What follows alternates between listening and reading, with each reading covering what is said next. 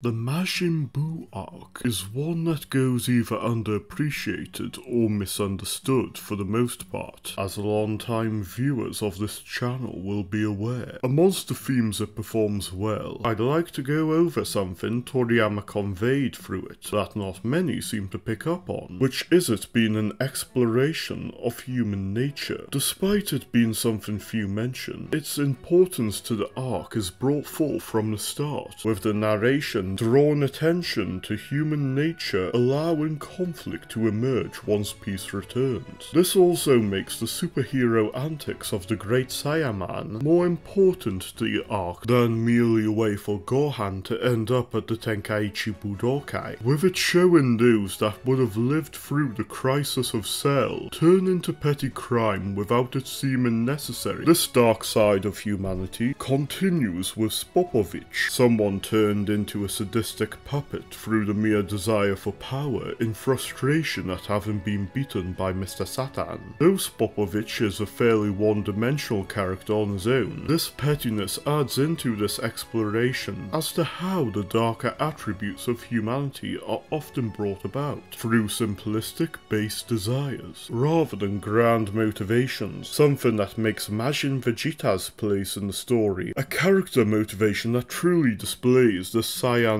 earthling side to the audience, with the way the selfish desire is broken down, having him display his most compassionate and vulnerable moments. It's also been noted by many how needlessly brutal Vidal's beatdown to Spopovich was, compared to even some of the most intense within the manga, and this works with this display of humanity's darkness, through this raw display of a grudge, showing the violence a previously typical human could perform. Another display of humanity's selfishness is with Idasa's mother selling Trunks' identity out to Babidi, which, despite having the goal of saving her family from him, was fueled by pettiness of Trunks defeating Idasa at the Budokai. Both she and Spopovich showed a negative impact even a seemingly irrelevant person with the most basic goals can have when used as great tools for the opportunistic. The darkest display of human nature in the arc is the Gunman choosing to take the lives of anyone he encounters for no reason beyond wanting the thrill of it, with Buu's threat to the world making the rules of society irrelevant. This has execution that can be considered unnerving compared to the other villains in the franchise, through it being the work of a regular person simply wanting to see what it feels like, rather than those wishing for world domination being strictly business, seeing themselves as too far above humanity for their lives to matter, or having too immature of a worldview to understand their own actions. Him in some ways being the true villain of the arc, in being the one to have Buu's evil side emerge from their actions. This also makes the similarities between Buu's two sides and those of Katatsu Jr. that became Piccolo Daimao and Kami more than just rehashing an idea. This Namekian was one corrupted from what he experienced from humans, to the point the corrupted side that became Piccolo Daimao saw humans as those that would naturally turn to chaos and violence if civilization were removed. Through this Gunman, we get an idea of the evil Piccolo became aware of, with Buu acting as a surrogate for Katatsu Jr., though to a greater extent, as the evil within Buu proved itself greater in ki and mentality than with Kami-sama and the Daimao, which, along with what we learn of Buu, fits thematically, with the difference between these cases being Buu managing to create bonds and experience joy, only for them to be almost taken from him. It's from the dramatic evil impact of this regular man that, despite Funimation giving him the name Van Zant, the decision to never name him or his aide outside of the dub was the better choice, as it makes him far more of a concept than a singular character. The idea that anyone freed from the laws protecting civilization could end up letting chaos affect their mind and birth evil from such nihilism. With that said, it may seem as though the arc presents the idea that humanity's nature is evil, but if its portrayal was this simplistic, this video would be unnecessary. Before going over the other side, it's worth mentioning the conflicting opinions of the topic of humanity's nature within the philosophies of both Taoism and and Rusha, better known as Confucianism, that play a heavy part in Dragon Ball's own philosophies. The Tao-Te-Ching asserts that both good and evil are aspects of human interpretation, as everything is one with the Tao, whereas Lao Tzu's philosophy points to him viewing the root cause of evils as sufferings brought about by human will, much as in the Bu arc. There's also the idea of evil within Taoist thought simply being the opposite of a right-minded approach, something explored in Dragon Ball through Goku's mindset in line with the Tao, being rewarded in contrast to those who enforce their will on the universe, such as Vegeta's successes being far more fleeting, or if you look at Frieza's change in action to mimic Goku's success in the more recent arcs of Super. Some such as Zunzi would argue that, much like Majin Buu himself, and the gunman that acted as a catalyst, humanity is naturally evil and must control these base desires through law and mental fortitude. On the flip side, his rival Monji argued that humanity was inherently good, and that evil actions were corruption of them, much as with Piccolo Daimao. Yes, he's not human in the standard definition, but we'll come back to that. It's with this that Toriyama then explores the positive aspects that can come from the human spirit. This is primarily through the character of Mr. Satan, but before focusing on his role, I'd like to pay attention to the blind boy Buu healed for the selfish purpose of scaring him, only to be idolized. This act not only made Buu more open to having dialogue with Earthlings and healing Bei for a similar reason, but shows the difference between those who react purely on a surface level view of someone and one who seeks to understand them beyond appearance. Moving on to Mr. Satan, what was a gag character shows that even someone insignificant in the grand schemes of things as a fighter can save the universe, with him taking the time to reason with Buu to abandon his evil ways, and then encourage all Earthlings to work together for the Super Genki Dama to overpower pure Buu as a unifying voice of humanity's ability to reason and cooperate for higher purpose. Another fitting thing about the collaboration for the Super Genki Dama is that a precaution Vegeta takes before restoring Earth and its inhabitants by only reviving those considered not predominantly evil has it act as a small-scale Judgment Day-esque event, only those who embody humanity's evil being removed, and it being up to those considered worthy to choose to keep the peace or repeat the cycle. This brings things back to Majin Buu, with information Toriyama revealed in 2014. Though it's a bit annoying, this retcon wasn't implemented within the original work, or even given lip service in Super. The idea of Buu absorbing the evil nature of mortals is quite the genius decision with this focus on human nature. It's worth pointing out that humanity, or ningen, and human nature within Japanese language and spirituality don't strictly mean earthling or chikyujin, and the term ningen being one implied through its kanji to mean any souls of reincarnation within the gate of humanity, hence why humanity, or mortals in general, are synonymous in this context. With this Buu's fate being purification and reincarnation into Oob, for Goku to tutor to use his nigh limitless potential for good purposes, Goku essentially requested for the embodiment of the universe's evil nature, or bad karma, to become an embodiment of holistic goodness to bring a brighter future for the universe. This also brings all these points full circle for the story, as a major factor in Goku controlling the inherently malicious attributes of his Saiyan nature through his pure heart following the principles of Buddha and living in line with the natural will of the universe, or the Tao, being through the teachings of humans like his Jichan Gohan and Muten Roshi, as Goku comes to embody the archetypical roles of grandfather and mentor to bring the next generation down the right path. It's through all this that Toriyama uses the Majin Buu arc to showcase the different shades of human nature that has a lot more in common with something like the Chimera Ant arc of Hunter x Hunter than many would initially think, especially when placing some plot points side by side, though I'd say the latter was a more thorough exploration of the topic. Toriyama's ability to weave this into this action and comedy heavy final arc of the manga in a very subtle manner must be commended as a fitting way to conclude a work drawn on both Buddhist and Taoist philosophies that have many contrasting views on the topic. Thank you for having watched through to the end. If there's a topic for analysis you'd be interested in me covering, comment it below, subscribe with notifications on to keep updated on when it comes out, and check out this playlist of older ones. If wanting to see me go more in depth on the Buu arc's climax and epilogue, please check out this older video on it. I'm not so pleased on how its audio quality has aged, but I would say the points conveyed are some of the most important I've done in better appreciating the arc. With that said,